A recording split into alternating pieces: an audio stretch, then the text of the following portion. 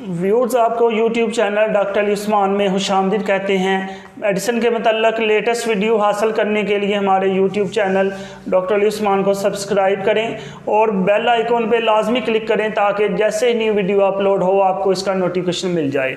Viewers, आज हम जिस मेडिसिन के बारे में डिस्कस करेंगे वो है एक्टिडिल एलिक्सर।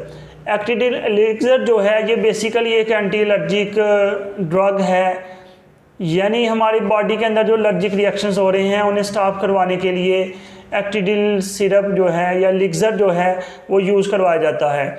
इसकी डोज़ के हवाले से अगर हम बात करें तो इसको दिन में 3 से 4 दफ़ा इस्तेमाल करवाया जा सकता है।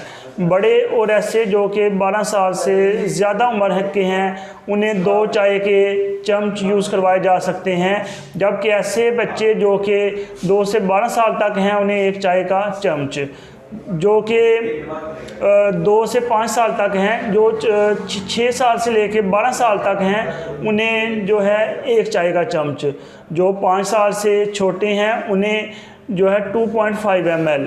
ऐसे बच्चे जिनकी उम्र 2 माह से कम है वो डॉक्टर्स के मशवरे के बगैर इसको इस्तेमाल ना करें, क्योंकि इसके लिए जो है ना सुपरविज़न की ज़रूरत होती है। सेल्फ मेडिकेशन नुकसानदेह हो सकती है, कभी भी सेल्फ मेडिकेशन ना करें।